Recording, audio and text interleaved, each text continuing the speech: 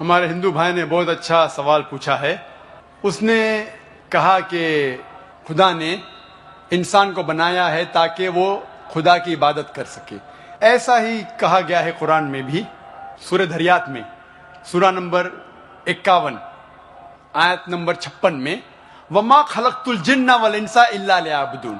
اللہ تعالیٰ فرماتے کہ ہم نے جن اور انسانوں کو بنایا ہے صرف اللہ کی عبادت کے لیے. تو سوال ہے ہندو بھائی کا، بہت اچھا سوال ہے کہ اللہ تعالیٰ کو عبادت کی ضرورت کیا ہے؟ اتنی چیز ہے، فرشتے ہیں، تو انسان اللہ کی عبادت کیوں کرے؟ کیا اللہ کو ضرورت ہے؟ بہت اچھا سوال ہے، بہت اہم سوال ہے. مثال کے طور پہ ہم کہتے اللہ اکبر، اللہ بڑا ہے، اللہ مہان ہے.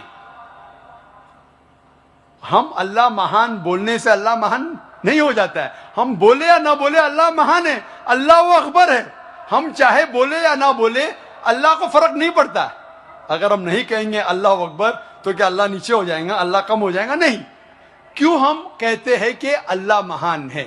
اللہ تعالیٰ فرماتے ہیں سورہ فاتر سورہ نمبر 35 آیت نمبر 15 میں لکھا ہے کہ اللہ doesn't require the creation but we require him.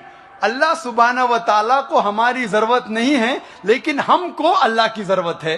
ہم اللہ سبحانہ و تعالیٰ کی تعریف کرتے ہیں، عبادت کرتے ہیں ہمارے فائدے کے لیے. مثال کے طور پہ جب بھی ہم کسی کی تعریف کرتے ہیں ہم اس کی بات مانتے ہیں. مثال کے طور پہ اگر آپ کی والدہ کو ہارٹ اٹیک ہوتا ہے اور آپ جانتے ہیں کہ ایک ہارٹ اسپیشلسٹ جو دنیا میں سب سے بہتر ہے وہ آپ کے پاس آتا ہے یا موجود ہے، اور ایک کویک ہے، ایک اجنبی انسان، اگر وہ اجنبی انسان آپ سے کچھ کہے گا کہ آپ کے والدہ کو بچانے کے لیے یہ چیز کرو، اور ایک مشہور ہارٹ اسپیشلسٹ جو آپ بھی جانتے ہیں اگر وہ کہیں گا کہ آپ کے والدہ کو بچانے کے لیے یہ کرو، آپ کس کی بات مانیں گے؟ آپ مانیں گے ہارٹ اسپیشلسٹ کی بات. کس کی بات؟ Heart specialist. کیوں؟ وہ ہارٹ اسپیشلسٹ مشہور ہارٹ اسپیشلسٹ ہے. اسی طریقے سے ہم جب اللہ کی عبادت کرتے ہیں، ہم مسلمان، ہم اللہ کی تعریف کرتے، الحمدللہ رب العالمین الرحمن الرحیم مالک یوم الدین، سب تعریف کرتے ہیں اللہ کی. جب ہم تعریف کرتے ہیں کہ وہ حاکم ہیں، وہ رحمت والا ہے، وہ سب سے بڑا ہے، سب سے زیادہ جاننے والا ہے، تو اللہ کو تو فرق نہیں پڑتا ہے. لیکن ہم جب ان کی تعریف کرتے ہیں اس اللہ کی، تو اللہ جو اپنی کتاب قرآن مجید میں ہدایت دے رہا ہے ہم اس کے اوپر عمل کرتے ہیں. ہم جب اس کی تعریف کرتے ہیں تو ظاہر ہے کہ اس کی ہدایت کے اوپر بھی عمل کریں گے. تو ہم تعریف کر رہے ہیں ہماری بھلائی کے لیے، ہم اس کی عبادت کر رہے ہیں ہماری بھلائی کے لیے. اللہ کو فرق نہیں پڑتا، اللہ کو ہماری ضرورت نہیں ہے، ہمیں اللہ کی ضرورت ہے. تو ہم جب تعریف کرتے ہیں ہمیں پتا چلتا ہے قرآن میں اللہ کہتے ہیں شراب مت پیو، تو ہم شراب پینا چھوڑ دیتے. فائدہ کس کا ہوتا ہے؟ اللہ کا فائدہ ہوتا ہے ہمارا. ہم بیماری سے بچتے، سیروسس آف لیور سے بچتے، کینسر آف اسوفیگس سے بچتے، کینسر آف لیور سے بچتے. میں سینکڑوں بیماری کے نام لے سکتا ہوں ڈاکٹر ہونے کے لائق، اگر آپ شراب نہیں پیتے. اللہ تعالیٰ کہتا ہے کہ جوا مت کھیلو، فائدہ کس کا ہے؟ ہمارا، اللہ کا تھوڑی.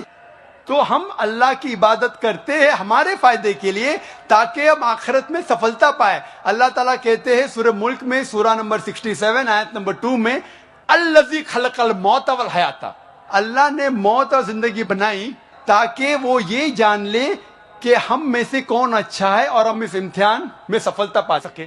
تو ہم اللہ کی عبادت کرتے ہمارے فائدے کے لیے، اللہ کو کوئی فرق نہیں ہوتا. Hope that answers the question. Mic number 2 سے ہمارے بھائی سوال کریں. میری گزارش ہے اس طرف اگر کوئی نان مسلم بھائی ہمارے ہیں تو پہلے ان کو سوال کرنے کا موقع دیں.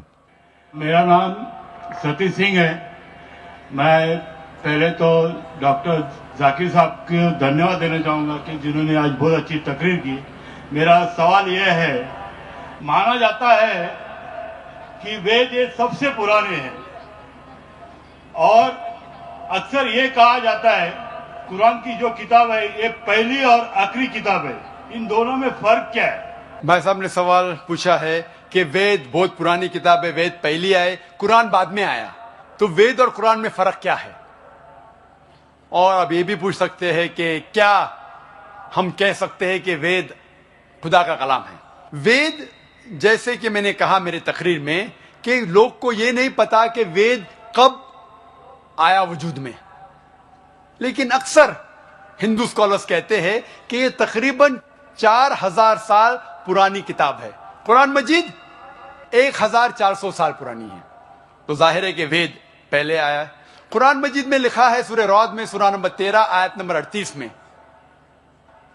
لِكُلِّ اجل کتاب، ہر دور میں اللہ نے ایک کتاب نازل کی. نام سے صرف 4 کتابوں کا ذکر ہے، توراہ، زبور، انجیل اور قرآن. توراہ وہ وحی ہے، وہ کتاب ہے جو اللہ تعالیٰ نے موسیٰ علیہ السلام پہ نازل کی. زبور وہ کتاب ہے، وہ وحی ہے جو داؤد علیہ السلام پہ نازل کی. انجیل وہ کتاب، وہ وحی ہے جو اللہ سبحانہ و تعالیٰ نے عیسیٰ علیہ السلام پہ نازل کی. اور قرآن مجید اللہ سبحانہ و تعالیٰ کی آخری کتاب، آخری وحی ہے جو آخری پیغمبر محمد صلی اللہ علیہ وسلم پہ نازل کی. لیکن نام سے صرف 4 کتابوں کا ذکر ہے قرآن میں، لیکن قرآن میں لکھا ہے کہ اللہ تعالیٰ نے کئی کتابیں بھیجی، صحف ابراہیم اور کئی کتابیں. تو آپ کا سوال ہے وید اور قرآن میں فرق کیا ہے؟ جتنے بھی کتابیں قرآن مجید کے پہلے آئے وہ صرف اپنے لوگوں کے لیے آئے تھے، اور وہ سارا پیغام جو کتاب میں لکھا ہے اس کتاب میں وہ محدود تھا صرف ایک وقت کے لیے. مثال کے طور پہ انجیل نازل کیا اللہ نے عیسیٰ علیہ السلام پر، صرف تھا بنی اسرائیل کے لیے، سارے انسانیت کے لیے نہیں تھا. لیکن کیونکہ قرآن مجید آخری کتاب ہے اللہ کی، وہ صرف مسلمانوں یا عربوں کے لیے نہیں، سارے انسانیت کے لیے ہے. پہلا نقطہ یہ جاننا چاہیے کہ وید کا ذکر قرآن میں نہیں ہے. لفظ سے یہ کہا گیا ہے کہ ہر دور میں کتاب آئی، تو ظاہر ہے کہ ہندوستان میں بھی شاید کوئی کتاب آئی.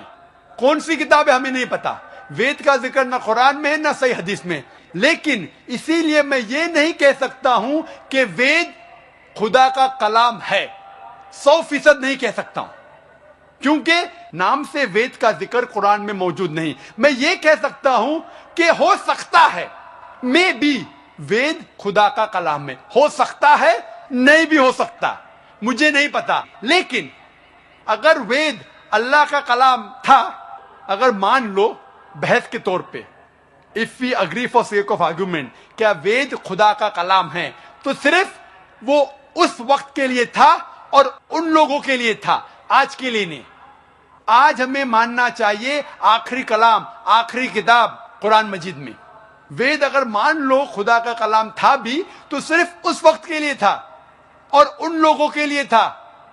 اور جتنے بھی کتابیں قرآن مجید کے پہلے آئے اس میں ملاوٹ ہو چکی ہے، چاہے وہ بائبل ہو چاہے وہ وید ہو. ہندو دھرم کے اسکالرز کہتے ہیں وید میں بہت ملاوٹ ہے، وید میں کئی چیزیں ہیں جو میں مان نہیں سکتا صحیح ہے، کتنے ان سائنٹیفک چیزیں ہیں، کانٹرڈکشنز ہے.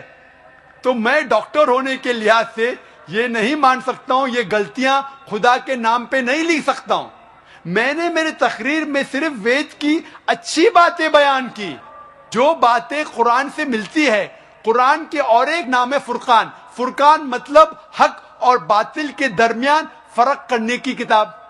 تو جو چیز قرآن سے ملتی ہے ہمیں کوئی اعتراض نہیں ماننے کے لیے کہ یہ پورشن، یہ بھاگ وید کا خدا کی طرف سے ہے. لیکن پوری کتاب، جتنے بھی کتابیں قرآن کے پہلے آئے، دور کے وجہ سے، سال گزرنے کے وجہ سے ان میں ملاوٹ آ چکی ہے. لیکن قرآن میں اللہ تعالیٰ فرماتے سورہ ہجر میں سورہ نمبر 15 آیت نمبر 9 میں، ہم نے قرآن نازل کیا اور ہم قرآن کی حفاظت کریں گے. اسی لیے وید اگر خدا کی کتاب تھی اس وقت کے لیے تھی، ان لوگ کے لیے تھی. آج ہمیں ماننا چاہیے آخری کتاب قرآن مجید، چاہے آپ سعودی میں جی رہے ہیں یا امریکہ میں یا ہندوستان میں یا پاکستان میں، آپ کو ماننا چاہیے آخری کتاب اللہ کی، خدا کی قرآن. اسی طریقے سے ایک شخص نے مجھ سے پوچھا تھا کیا ہم مان سکتے ہیں کہ شری رام اور شری کرشن خدا کے بھیجے ہوئے پیغمبر ہے؟ قرآن میں آتا ہے سورہ فاتر سورہ نمبر 35 آیت نمبر 24 میں کہ اللہ نے ہر قوم کے پاس ایک پیغمبر بھیجا ہے. نام سے صرف 25 پیغمبروں کا ذکر ہے قرآن میں، صرف 25. لیکن ہمارے آخری پیغمبر محمد صلی اللہ علیہ وسلم کہتے ہیں کہ اللہ نے اس زمین پہ 1,24,000 پیغمبروں کو بھیجے ہیں، نام سے صرف 25 کا ذکر ہے۔ تو اگر کوئی شخص مجھ سے پوچھتا ہے کہ شری کرشن یا شری رام کیا پیغمبر ہو سکتے ہیں خدا کے، تو میں یہ کہہ سکتا ہوں کیونکہ ان کا نام قرآن میں موجود نہیں ہے، ہو بھی سکتے ہیں نہیں بھی ہو سکتے ہیں۔ کچھ لوگ کہتے ہیں رام علیہ السلام، رام علیہ السلام میں نہیں کہہ سکتا، وہ پیغمبر ہو بھی سکتے نہیں بھی ہو سکتے، لیکن اگر وہ پیغمبر تھے تو صرف اس وقت کے لیے تھے اور ان لوگوں کے لیے تھے۔ جتنے بھی پیغمبر، آخری پیغمبر محمد صلی اللہ علیہ وسلم کے پہلے آئے، صرف ان لوگوں کے لیے تھے۔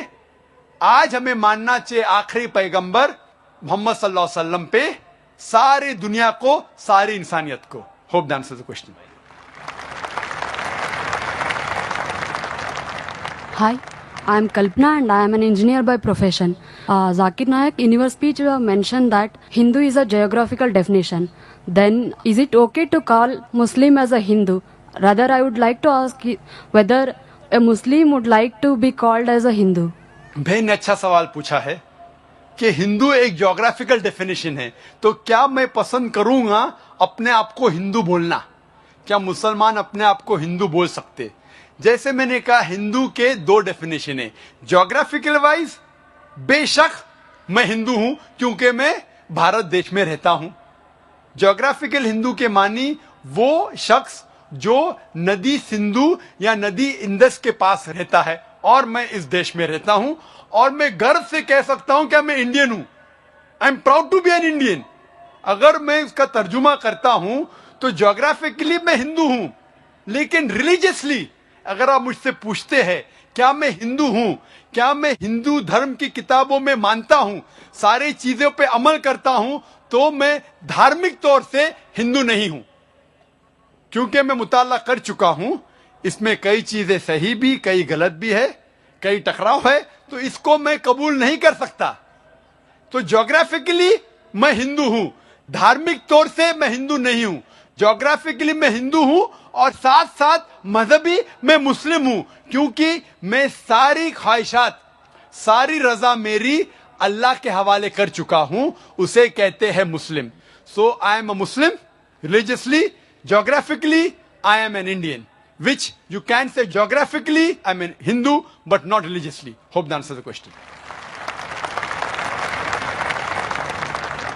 Hello, I'm Rubina Attar, and my question to you is, though there are many similarities in Islam and Hinduism, when a Muslim girl marries a Hindu boy, it is not accepted by our society, though she might succeed in bringing him to Islamic way of living.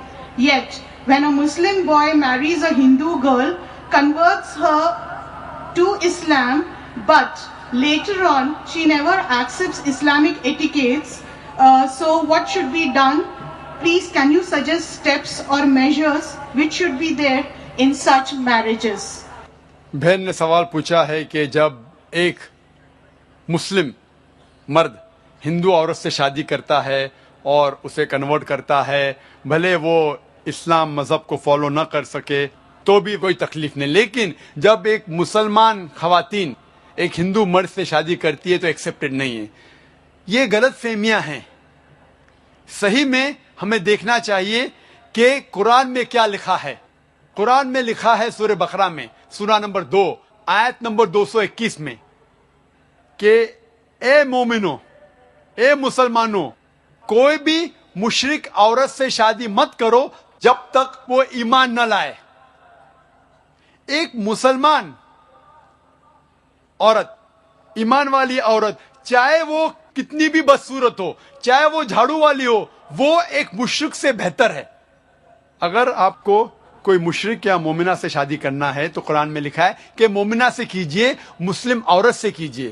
اگر مشرک ہے تو جب تک وہ ایمان نہ لائے اس سے شادی کرنا حرام ہے، کیونکہ ایک مومن عورت بھلے وہ جھاڑو والی ہے، کتنی بھی بدصورت ہو، لیکن اگر ایک مشرکہ ہے، چاہے وہ سب سے خوبصورت عورت ہو دنیا میں، سب سے مالدار ہو، ایک مومن جس کے پاس ایمان ہے وہ اس مشرکہ سے بہتر ہے۔ اس کے آگے لکھا ہے کہ مومن عورت، ایک مسلم عورت کوئی مشرک مرد سے شادی نہیں کرنا چاہیے تب تک جب تک وہ ایمان نہ لے کے آئے. ایک مومن مرد بھلے وہ جھاڑو والا ہو، بدصورت ہو، لیکن ایک مشرک مرد سے بہتر ہے. اسلام میں نہ کوئی مسلم عورت یا مرد کوئی بھی مشرک سے، کوئی بھی غیر مسلم سے شادی نہیں کر سکتے جب تک وہ ایمان نہ لے کے آئے. تو دونوں کیس میں irrespective whether the Muslim is a girl or a boy, when they marry, the opposite partner should become a Muslim. اس کی وجہ یہ ہے، مثال کے طور پہ جب گاڑی چلتی ہے، اگر گاڑی کا ایک پہیا سائیکل کا ہے اور ایک پہیا ٹرک کا ہے تو گاڑی چل ہی نہیں سکتی. اسی لیے ہم مسلمان مانتے ہیں کہ ہمارے آخرت کے لیے ہمیں اللہ پہ ایمان لانا چاہیے اور شرک نہیں کرنا چاہیے، اور جو ہدایت اس قرآن میں دی گئی ہے اس کے اوپر عمل کرنا چاہیے. اگر میرا لائف پارٹنر، اگر میری اردھانگی بولتے بیٹر ہاف کو، بیٹر ہاف، اگر میرا بیٹر ہاف جہنم میں جائے گا تو کیسا شوہر ہوں میں؟ If I love my wife, I would like my wife to go to Jannah. ہم جب کہتے ہندی میں اردھانگنی، بیٹر ہاف ان انگلش، پتنی، بیوی، ہم یہ چاہیں گے کہ جس سے ہم پیار کرتے ہیں وہ بھی جنت میں جائے.